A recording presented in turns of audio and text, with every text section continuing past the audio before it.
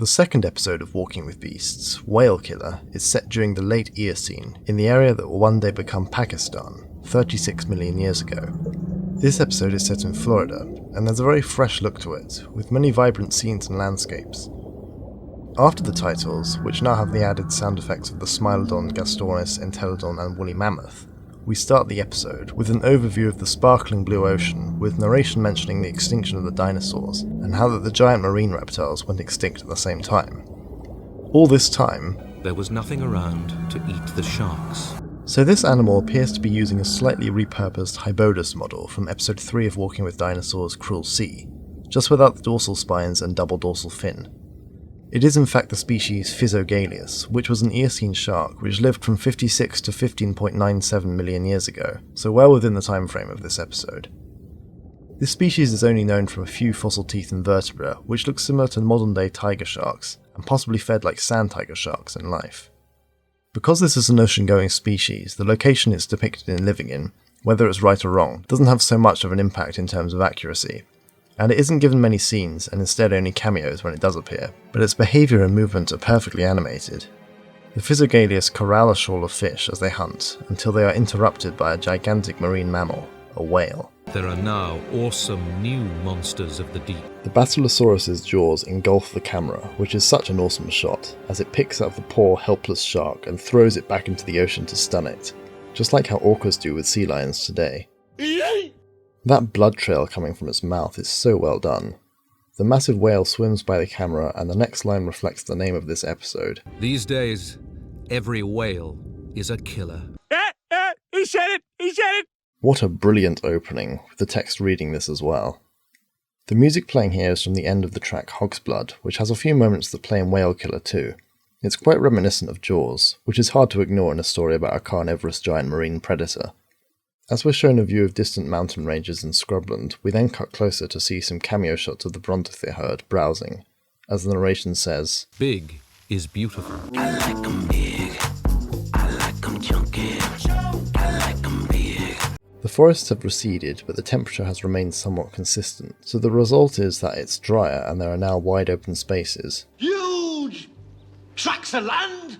The way their ears twitch looks so lifelike, just like a modern day rhino in fact. And Andrewsarchus also makes a brief appearance, stalking nearby, but like the Brontothirs, it isn't named either, but its fur patterning is really nice. The black spot's very much like a leopard, and the orange fur underneath really stands out against the dry and dusty scrubland. At this stage in the Cenozoic, mammals had already begun to dominate the planet, with the quote-unquote rule of predatory birds less evident, with instead fearsome new mammal predators with the Andrewsarchus. A Brontothir then scratches its posterior against a palm, which shakes accordingly, and looks just perfect with the CGI interaction. The narration alludes to climate change and the start of climate chaos during this episode, which is in reference to the Grand Coupure, or the Eocene-Oligocene extinction event, due to the cooling of the planet and Antarctic glaciation. The Antarctic freezing over affects the fish stocks and the whole global ecosystem of the ocean currents. This massive climate change starts in the ocean and affects everything from fish to whales. We are shown the Tethys Sea, which would one day get pushed out of existence by the continent of Africa moving north, leaving only the Mediterranean Sea as the remnants. The camera essentially falls into the water in a super zoom shot, with narration stating that the ocean is now home to one of the mammal's biggest success stories. Through the deep blue water, a huge whale floats into view, Basilosaurus. This design is amazing, I love it. Basilosaurus lived from 41.3 to 33.9 million years ago, so works within this episode's time frame. Huzzah! It's stated as being 18 meters long and weighing 60 tons, which are both within what the fossils show and how this species likely would have looked. It has vestigial legs, which were speculated to be used to lock mating pairs in place in order to stay still in the water. I'd say it's pretty convincing. And obviously no modern whale possesses these external back legs. The name Basilosaurus means king lizard because it was thought to be a giant marine reptile when it was first discovered, but this of course is an ancient species of whale. This design also reappears in Sea Monsters in 2003, where more whale-like sounds are used for it, instead of the almost dinosaur-like calls it makes in this episode. For what it is, it's very accurate, and looks fittingly streamlined, lacking blubber because of the warmer water it lived in. It looked for all the world like a whale on diet pills. Just don't take a giant speaker with you if you plan on seeing one. Narration then explains their lineage, like all mammals, which once resembled shrew-like creatures, which is incredible when you see the size and adaptation of these things. That little twisty movement is so satisfying for some reason, and the way the water reflects off the surface of the whale's body is perfect. In fact, all the CGI hasn't aged a day with these models. You haven't aged a day. We see the female, who is larger than the surrounding males, attempting courtship as an older and larger male arrives to mate. This animation is amazing, and always kept at a PG level of viewing. After the mating begins, there are some cool shots of their vestigial legs being used to keep in position, as their tails rise and dive through the water with some swelling brass music. A great track which goes unreleased. Oh yeah, you know I said it was being PG. The mating ends with the male swimming out of the episode, leaving the female to carry the offspring. Here's a beautiful practical head puppet shot for close-ups, which doesn't seem to do much, but is welcome of course. If you look carefully in this shot, there's a species of shark, which is likely meant to be another Physogalius, but is unknown. It also appears to be a real animal as opposed to CGI, but again it's hard to tell. Meanwhile, on the shores of the Tethys, the climate change and ocean currents have also caused irregular weather and a prolonged drought, and we are shown a single whale vertebra sticking out of the sand. Cool practical effect and detail in the background. We are then introduced to a species of turtle as it makes its way back to the sea after laying eggs in the night. This animal is both live acted by a real species of turtle and by a puppet for scenes when it gets attacked, and it's flawless, with barely any way to tell each version apart. This is the extinct Eocene turtle species Papagerus, which lived 50 million years ago, but also could have lived into when this episode is set, 36 million years ago. And also it hasn't been found in Pakistan. It has been discovered in Uzbekistan though, which is fairly close. Other than that, it's a fairly good depiction. The music is quite slow to represent the strain of the turtle being cumbersome on land, with some more percussion later on with the conflict of the next creature introduced. Galloping up the shoreline is the giant carnivore Andrewsarchus. This creature is rather difficult to justify, seeing as we only have the upper jawbone of it as evidence of its existence. It was previously in the family Mesonychidae, but has since been placed within its own family Andrewsarchidae. It is also believed to be the largest terrestrial carnivorous mammal ever to have existed, but this is debatable. The episode names it A sheep in wolf's clothing. as it was believed to be a relative of sheep, goats and other ungulates, whereas in reality it was more closely related to hippopotamus and entelodons, and likely shared a more aquatic lifestyle. Strangely, the episode also explicitly states that it had hooves instead of claws, but the CGI model contradicts this. It was also not known from Pakistan or even the late Eocene, instead living in Middle Eocene Mongolia. As mentioned earlier, its fur patterning is plausible and beautiful, really striking. The head puppet looks amazing with all the fur around it and snarling appearance. Funnily enough, the show Andy's Prehistoric Adventures shows additional clips of this head puppet not seen in the episode. Overall it's not great accuracy-wise, but it serves its purpose in the episode. The turtle appears to teleport back up the beach between shots, however we are shown multiple clips of it entering the water, so it's possible that it's a different individual. After pondering the poor turtle, who seems stunned into not moving, the Andrewsarchus then seizes it in its gargantuan jaws to crush its shell. Hey, no hurling on the shell, dude, okay? Just waxed it. Well, that was mean. But then we saw a baby bird get eaten alive last episode, so it's pretty gruesome seeing the turtle being torn into by the predator. Scavengers do well in times of hardship of herbivorous species, but ultimately, once they go, the carnivores will too. Also, the hoof predators will not adapt quickly enough to changes in the environment. He is the last of a dying breed. The Basilosaurus surfaces in the sea, searching for its next meal. The ocean currents have forced it towards a coastal mangrove swamp. This environment is so cool, such an idyllic and unique habitat, so I'm glad we get shown it in this episode. This must be one of the squelchiest of habitats. Its appearance is accompanied by some great percussion-led music, which is just as unique as the mangroves themselves. The amazing thing about this region during the Eocene is that it will one day shrink and dry up to form the Sahara Desert, one of the driest areas on the planet. It also explains how fossils of ancient whales have been found in places so far from the ocean. Valley of the Whales is a prime example of this, being in Egypt. I love how clear the water is in the mangroves. You can see this with the Basilosaurus swimming through. Also the colour is really nice with the turquoise instead of the deeper blue of the ocean. Even the shadow is done on the whale. It's perfect. Narration says that despite appearances, there is prey, as we see a beautiful shot of the whale swimming behind some mangrove roots. In the mangrove trees above the water live a group of Apidium, a small species of primate which lived from 30 to 28 million years ago, so this group must be time travellers, as that's the early Oligocene, not the late Eocene. Although at the time of production of this episode they were thought to have lived from 35.4 to 33.3 million years ago. They are shown to be highly social and diurnal, both of which are traits of modern monkey species, and seem to fit with Apidium, but it's hard to tell from just fossils. Males were larger than females, which suggests a group structure may have been possible. Their design is pretty good, nothing special, and likely a repurposed Godinosha model, just with a shorter snout and a few alterations. The Apidium watch the female Basilosaurus cruising by in the shallow water with curiosity, but don't appear to be threatened. They likely have never seen a whale like this before. A Moratherium pops up from the water to see what the commotion is about, with a gorgeous practical effect, before disappearing again, having not sussed their new danger, seeing how they're larger than the usual predators around here, such as sharks. Crocodiles are also mentioned here, which is interesting, but not a specific species. The Apidium, like most primates, likely couldn't swim, so relied on jumping across the gaps to more mangrove trees. It's a leap of faith. I also really like the shots from the Basilosaurus' perspective, watching them do this. As the tide comes in, however, it makes it harder for the Apidium to find ways to get across. This leads to them resorting to cross lower branches just above the water, and new risks. You're gonna need a bigger branch. Well, that's the end of this Apidium, as the others scatter whilst others scream from the trees. Or are they laughing? What a striking shot of the shark, silhouetted against the sky as it leaves the blood trail in its wake, with the guitar notes. Looks so real. Really chilling stuff. This encounter firmly puts off the remaining Apidium from crossing the water, for now. We see the Moratherium again and are given a proper introduction to this bizarre animal.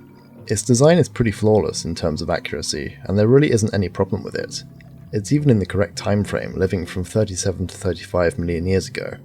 Moratherium was an ancient ancestor of the elephant, as seen with its short tusks and proboscis-like nose. It looks very similar to a modern tapir in fact, showing convergent evolution. Its fossils have been discovered in North Africa, but not Pakistan. The Moratherium forage for vegetation in the mangrove swamp, where a Physogalia swims by but quickly darts away, not taking any chances. They get their own theme with some odd percussion, which fits well with their odd appearance and lifestyle. No offense. One Moratherium heads for pastures new, oblivious to the Basilosaurus approaching silently. This shot of it swimming from above was later reused in sea monsters for the Arsinoetherium, with added horns. It's cool to know that that species was also living around at the same place at the same time. Fortunately for this Moratherium, it has the sense to escape the water just before becoming whale fodder. Lucky escape. It watches as the Basilosaurus passes by menacingly through the water. What an iconic sound effect. But the hungry Basilosaurus isn't about to give up yet. Fiddler crabs also make an appearance as they scuttle into their holes. Not sure what species they're meant to represent, but it's such a cool inclusion, and they're so funny to watch. The next music track also plays, which was released, Lucky Escape, which uses a multitude of instruments and adds tension to the scene, and we're shown a time-lapse shot of the water slowly rising in the mangroves. Stuck on the sandbar and cut off with the tide coming in, the Moratherium is trapped by the Basilosaurus patrolling around it. We get an aerial shot panning out showing just how desperate the situation is for it, with the shape of the whale in the water looking so eerie. Once the water is around the Moratherium's feet, the Basilosaurus moves in and prepares for an attack. The music sounds like Jaws here too, nice reference. The Basilosaurus erupts from the water to try and reach the stranded Moratherium, which just stands there watching. Its senses soon kick in though as it plops back into the water to escape. The Basilosaurus almost breaches itself when trying to get it, and tries to set herself free. The Moratherium escapes however before the whale can get to it. Meanwhile, the El Niño continues to wreak havoc on the weather, which delays the rains and makes them last for a shorter time. This has massive impacts on all the animals. Back on the scrublands, the rains have finally replenished the plants, but the impact of the drought has already been done. The Brontothere herd has been hit hard by this drought, and many young are being stillborn. Oh, the rhinos. Rare species. These Brontotheres are the species Embulotherium, which are related to odd-toed ungulars, such as horses, rhinos and tapirs, and they come from late Eocene Mongolia, not Pakistan. They are shown to be sexually dimorphic, with the males having larger, flatter horns on their noses, and the females with rounder, thicker ones. This, however, hasn't been proved in the fossils. These horns were also probably only used for show, as they were likely brittle and could break if used for defense, since they are made of bone. They are also a bit oversized and should only be a bit larger than modern rhinos. Also, the narration says that They are not the brightest of beasts. You calling me stupid? Silence! the model looks so lifelike with the skin texture and the way the muscles wobble. A herd of Embolotherium also appear in Series 3 Episode 9 of Primeval, where they are definitely oversized. Circling above the stillborn calf is a flock of vultures, which are of an unknown species. Other older calves tussle with one another to test their strength, whilst the dead Brontothir calf, which is a hornless practical effect, lies before its mother, who hasn't even realised it was never alive. Her maternal bond is too strong and blinds her. And Andrewsarchus arrives, having picked up the scent of the dead Brontothir calf, but is quickly seen off by the protective mother.